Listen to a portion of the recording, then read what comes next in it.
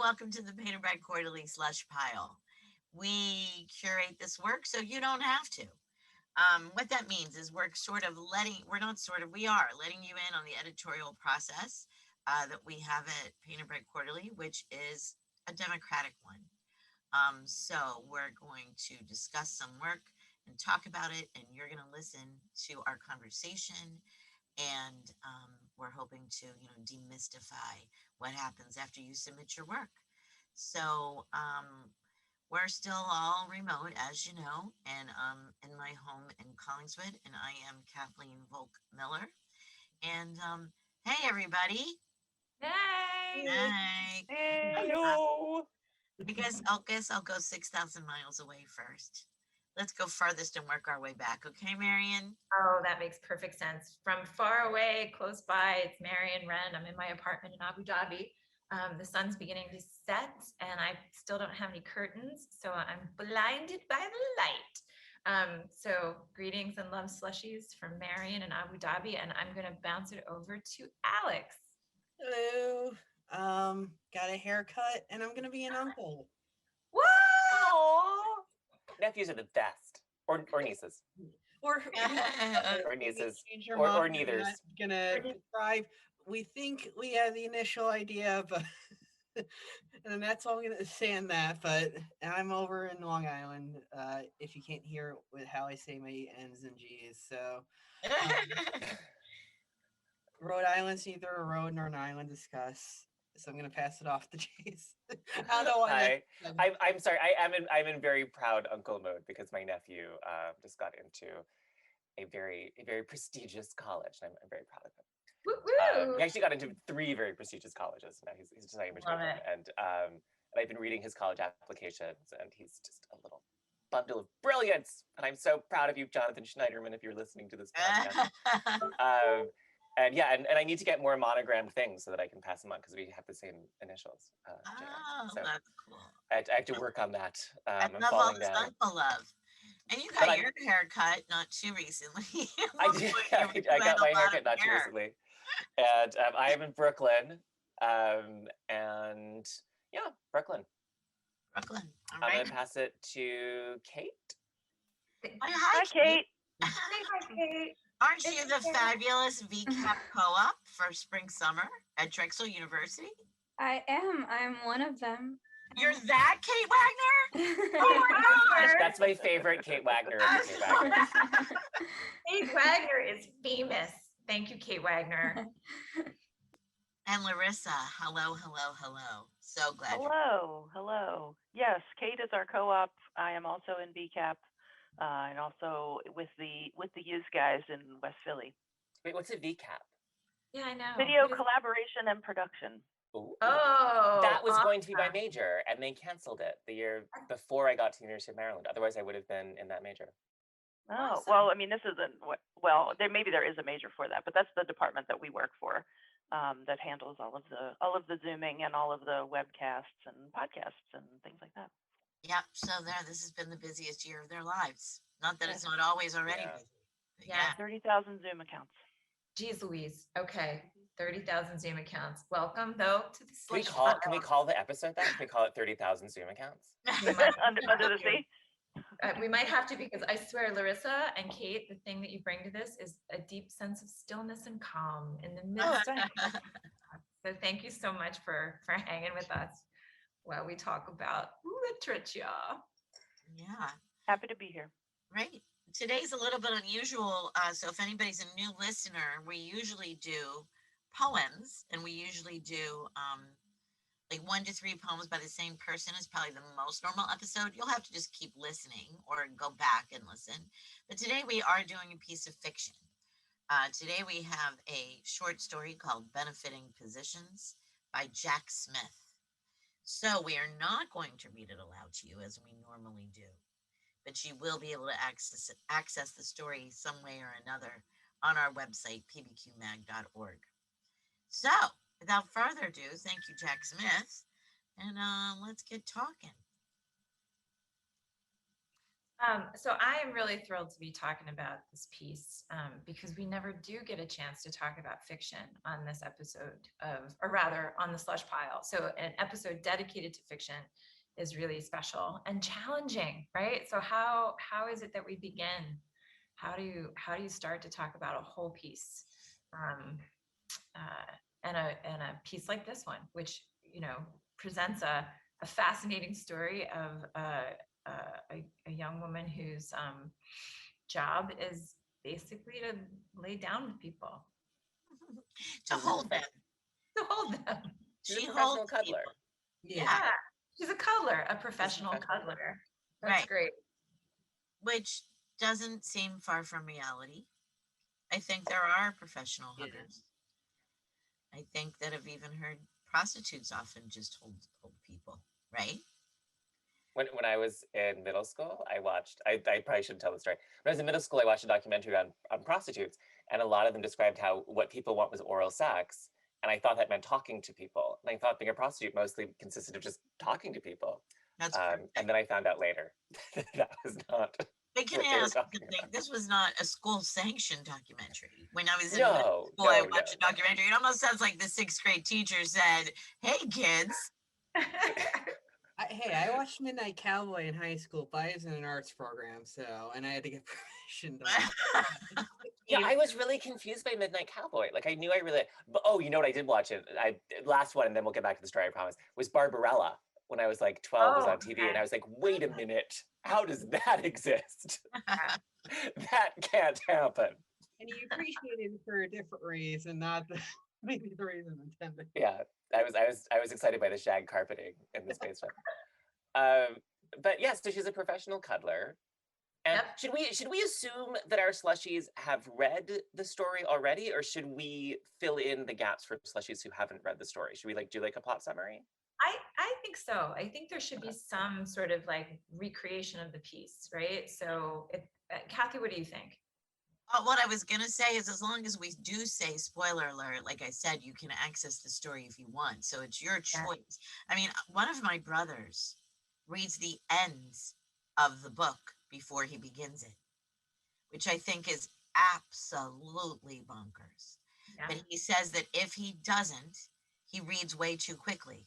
Like something in his brain is just obsessed with what will happen. And he can like kind of erase it and just be calmer and still experience the story, right? Mhm.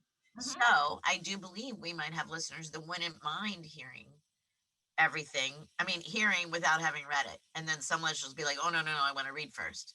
So that's their option, right? You can do it either way. And I think, spoiler alert, we may reveal everything that happens, including the ending.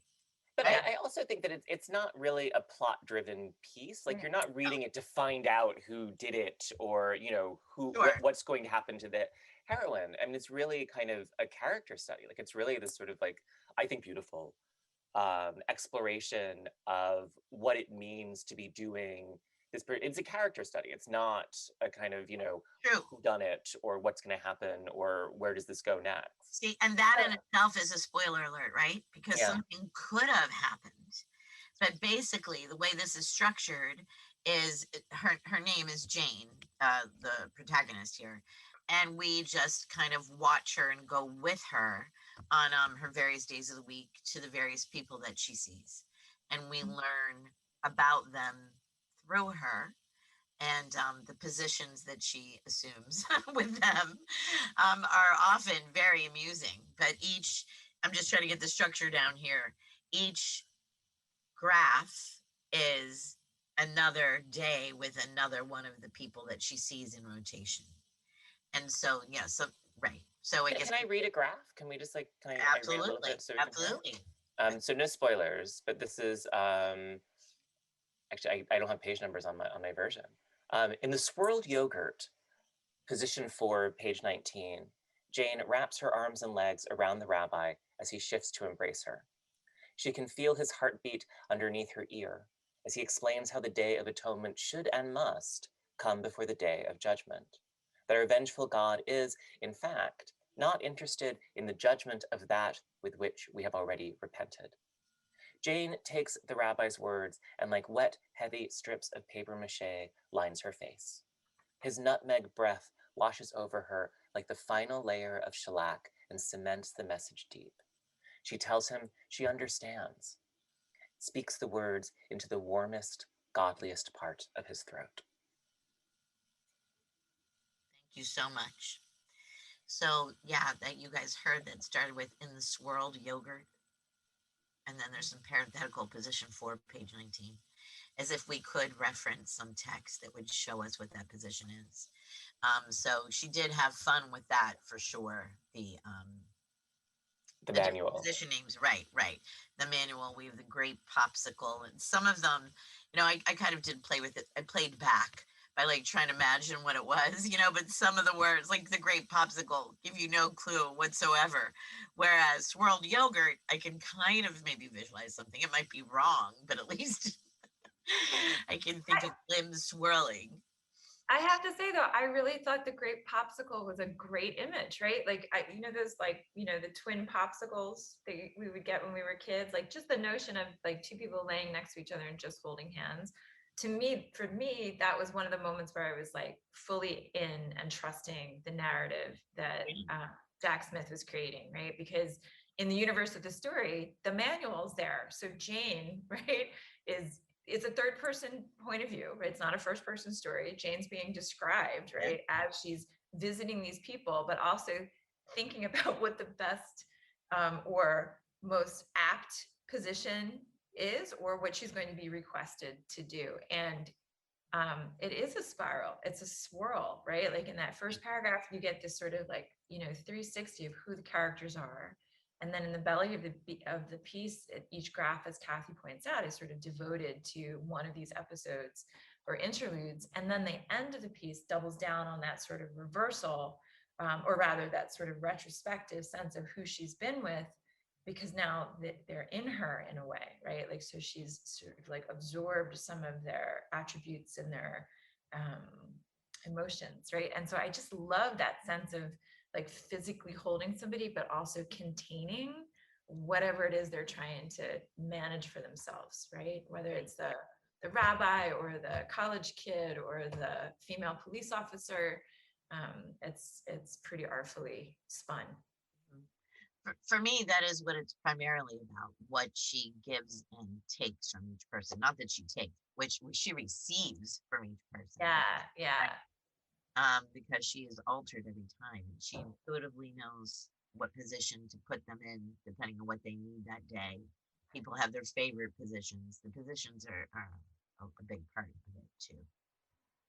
I mean, one of the amazing things that emerges from the story is how much work it is for her. That Jane actually, like, you really do realize how much work Jane is doing in both kind of holding these people, and the positions do give you the sense of a professionalism, right? That like there's even a mention how spooning you don't need the manual for. Like spooning is obvious, but the rest of them, like she really does have this, expert knowledge on cuddling positions. And she's constantly doing this work of reflecting back to the person, the version of themselves that they need to be seen. Mm-hmm. And we were talking about sort of mysticism. And I'm not a mystic, but I am a Lacanian. And I thought, like, I mean, if I were teaching Teresa Brennan's Transmission of Affect, where she's talking about the ways in which affect moves between people and the way in which certain people need other people to absorb their negative affect, I would teach this story. Wow. Like, here it is. So good. So, we started this episode thinking about the challenges of reading fiction on a podcast, right? And I wanted to return to that because, dear Slushies, here we are sharing what the process is like, what kind of fiction persuades this editorial board to pay attention to it, right? So, this does have so much going for it, but as we've noted, it's not really a plot-driven story. There is no big whodunit, right? There's no surprise cuddling revelation at the end, right? It's a character-driven piece. It's a reflection on touch, on receiving, on containing, on affect, right? And it's just like a quirky, wonderful premise. And I think that's what drew me in too. Like I had to read like that first paragraph. I was like, what am I reading? What am I reading? What is going on here? Right. And I didn't know which direction it was going to go. And I thought maybe this really was going to be explicit sex work, right? But it's done with like such a light touch, and it's as I don't know, like emotionally significant and intimate as sex work is, right? The sort of cuddling profession that she's narrating or is being described in this piece. Mhm, mhm. Yeah. Oh, Well, go sorry, ahead. you didn't talk about Alex. You go, please.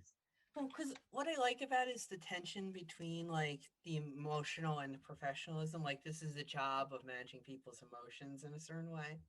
And at first, I'm still a little like, oh, I wish we got to know more about Jane. But I think the art of this is that we get like tiny like pinhole peaks of who Jane is, but only that much. Like like we have a discussion like, well, she's doing most of the work, why don't we get to know about her? But like at the same time, it's written well enough that it's like, well, she's a professional and we're getting that glimpse. So like I like the tension of it, and like any like slight misgivings of it, like that it's just art. So I can definitely appreciate the artfulness and the effort of like creating this world where this, I mean, this job I guess technically exists, but like but the specific world of that there's a manual out there somewhere, which Yeah, I love that little bit of world building of like where's the wiki for this. yeah. Yeah, but Alex, I love the way you put that too. It's like, so what kind of fiction gets our attention, right? And what is it that will bring to the table, that will sort of, nudge each other and say, hey, you got to read this, you got to read this, right? And this was one of them. Like this story got the attention of editors months and months ago, and I feel like I'm gonna like betray a little confidence here, but I have permission to do this. This was a story that like several editors marked immediately as being really promising. So the story itself was like super promising. And then we immediately misfiled it and submittable. And it just sat, right, as marked, as read and potential for discussion. But we just mislaid it, right? And so that sometimes happens, dear slushies, right? Human error, despite all of the apparatus of submittable, right? But thank goodness this came back up into our consciousness, right? It's lifted back up into the conversation. And so what is it about this story that made people go, yes, hey, let's read this, let's talk to each other about it, right? And I think, Alex, that phrase of like the world creation that happens in it, I mean, it's quirky and specific, and I'm in, I believe it, right? Yeah, and I'm reading through it, just like we're talking about the positions, and I just saw twin cheeks, and I'm like, That's funny. Yeah, they were. Yeah. Every position made you smile a bit, Yeah. Yeah. I think that you guys have already hit on a lot of the things that I would like to talk about right now, but like Alex said, the craft of the piece, he was talking about the craft of the piece, and I think with the craft of one of the biggest things is that when you work with a premise like this, we've got a third person. I don't think we've mentioned yet that the characters, the people she visits, all have like what am I trying to say? Stand-in names. Like we have the rabbi, the police officer, the activist. They don't get names. They get roles, right? Their roles in the outside world, and then we learn way more about them than we do Jane, right? And like if I were teaching this story in a creative writing class, or fiction writing class, I would say this is really, really hard to pull off, to make us care about this protagonist when we don't get to know her. And part of the craft of the story, Alex, is that we want to know about Jane. She made us want to know her more, but we don't need to know her more. It's still totally satisfying, right? And when we read a piece, when somebody takes on something this different, this alternative, a non-straight up linear narrative where, you know, Casey is not up at the bottom of the ninth in any way, right? That is far riskier and far more difficult to pull off. And I, she did, right? yeah, I'm still dedicated to the and I know that a lot of people have a lot of problems with this, but the notion that what defines literary fiction is that it's character revealed through action. That what is the distinction between, you know, a romance novel or an action novel, and obviously a lot of these genre distinctions have broken down hugely in the last 10 years, but that literary fiction is really dedicated to this idea of character revealed through action. And I really came to feel that this character was being revealed. And part of what really fascinated me, like if I had to say what's at stake in the story, what do I think is at the heart of the story? It's the way in which the professional life bleeds into the personal. That for me, like what I really saw being limned was that way in which Jane's professional cuddling does and does not kind of touch the heart of who she is. And I found that really compelling. Like when I found that, like, I was relating to it. I was using it in like other contexts. I thought that was a really impressive feat of characterization. Yeah, absolutely. Okay, so I'm gonna point to one spot in the story though that I would love to talk to you guys about, because so much is happening to pull you into the universe and I personally feel such compassion and interest in what Jane is doing. And it's the last like 3 beats of the essay, right? So it's the last 3 paragraphs, right? And you know what? I'm just going to read it, right? So in her own bed, in her own home, Jane falls asleep, imagining them beside her. She can feel the rabbi at her back, the activist at her front, and the student by her feet. The police officer is beneath her, and the mute is on top. She is almost one whole person. The rabbi has a wooden Star of David that hangs in his bedroom.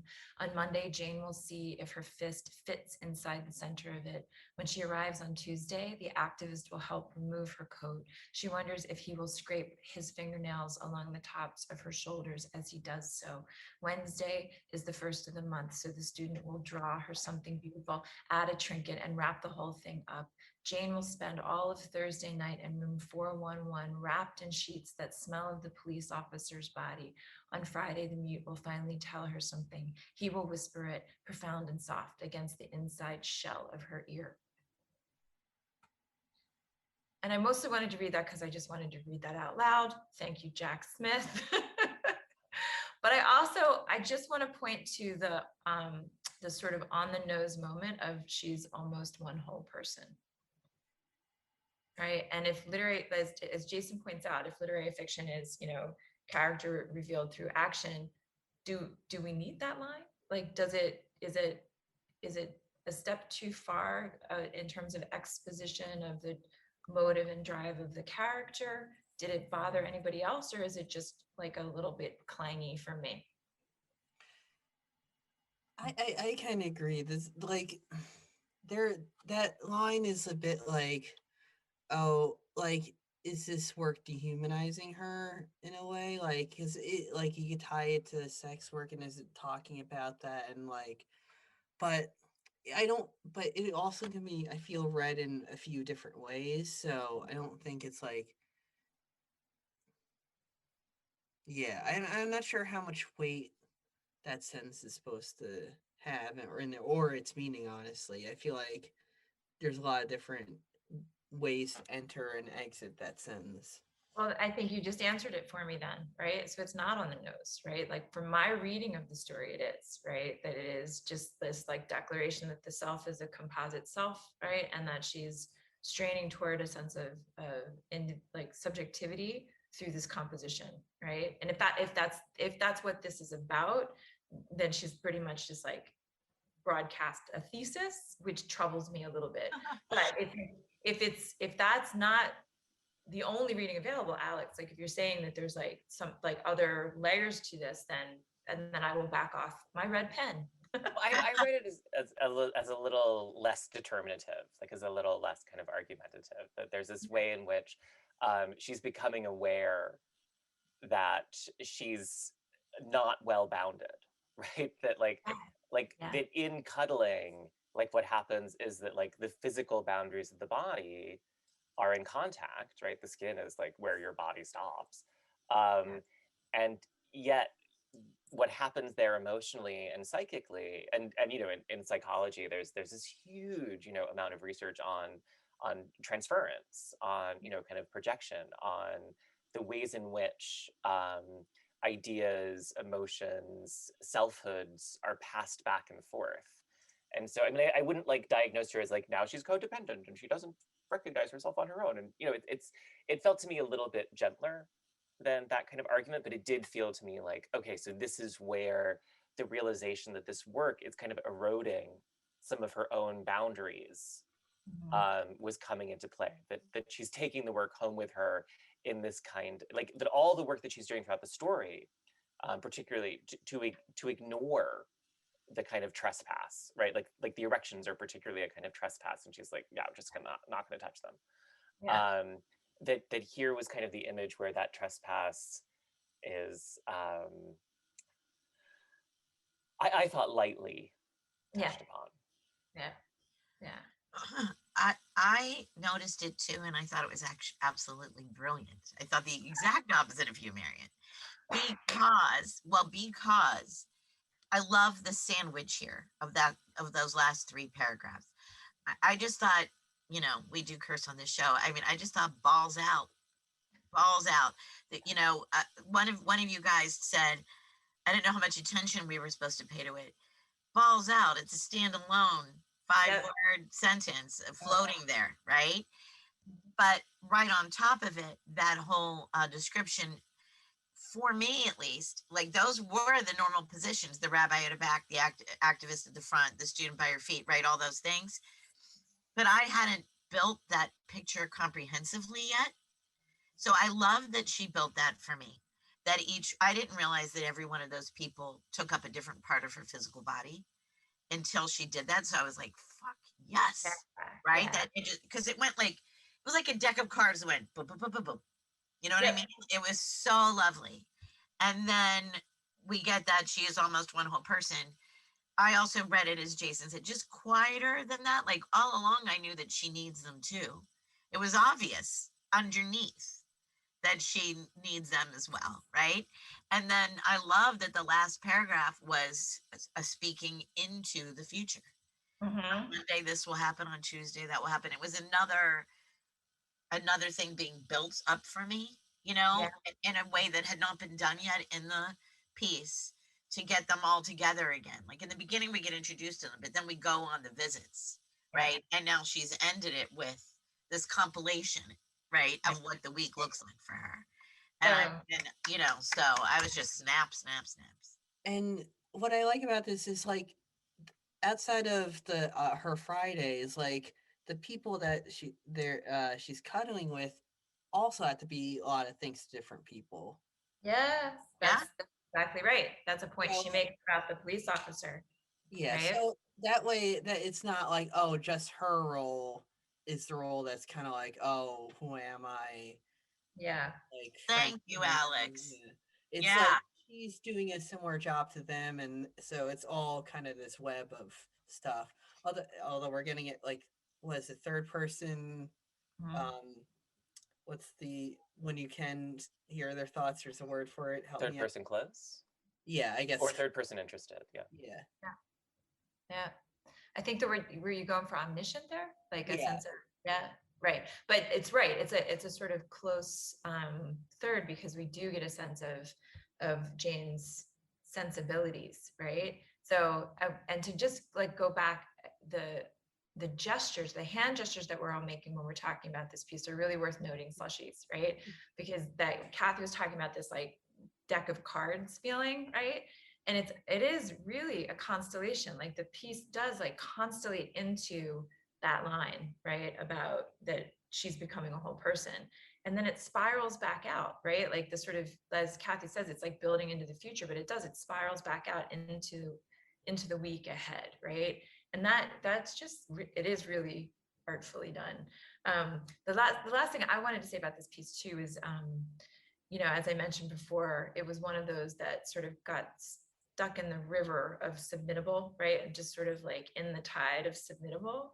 So that when we brought it back out, we're bringing it into conversation. The world has changed, right? I don't know about you, but like reading this piece of fiction that is about touch breaks my heart in profound ways.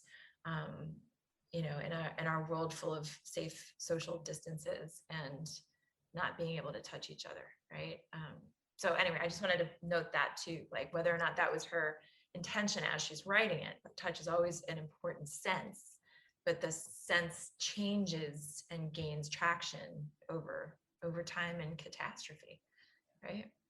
I've also been in a lot of conversations about kind of the uses of different kinds of people in fiction, right? That like, you know, who sort of gets to write about whom and how and when. And Paisley Rekdal's Appropriate, I think is like a sort of really beautiful book length analysis of kind of who can write what, when, where, how, and doesn't really come to conclusions. Like it's not rules. It's sort of like, well, here are some things that are going on we need to think about.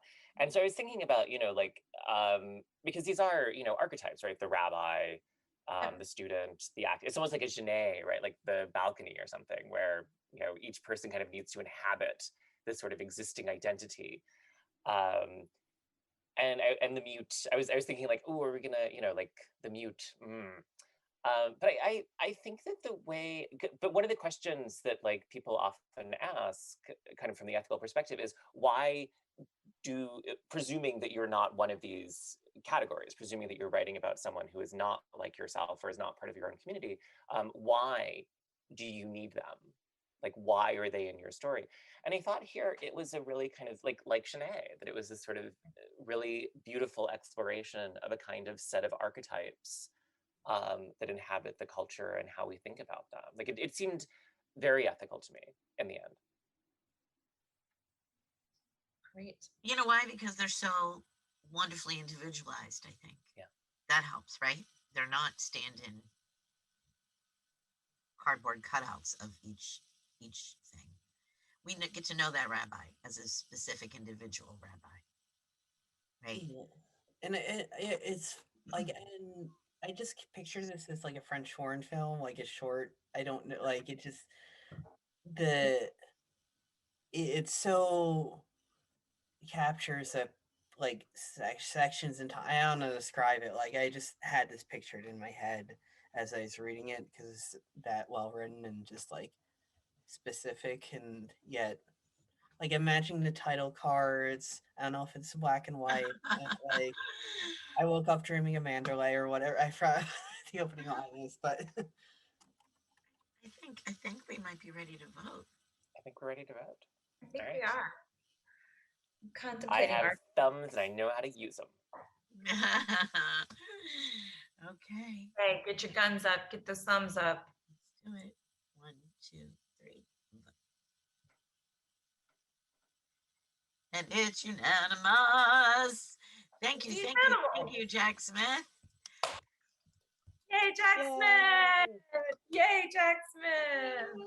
I'm so happy for this. This is wonderful. She was so kind in her email response to me when I invited her on the podcast. Her email back said, "This is the weirdest email ever." She probably gets so taken aback, right? She just did Yeah. whatever she So does every completely day. flabbergasted. She was like, "I remember that piece, and it's been a while. This is the weirdest email ever." So, Jac, if you're listening, thank you so much for letting us discuss this and this wonderful piece of fiction. And We're reading our weird wish you email. all the best. And yay. Yeah. You know, guys, I'm so sorry. I know we already voted yes, but we didn't discuss, and this is for the readers, okay? I mean, Okay. listeners. So, Slushies, please write to me and let's keep talking about this story because we didn't talk about Jane having a little bit of, Jane has some rage that we did not discuss. And it flares up every now and then. We didn't address it at all because we were just so taken. I think we talked so much about the language and the craft and how this piece was built. We took apart the radio, you know, here, which is great.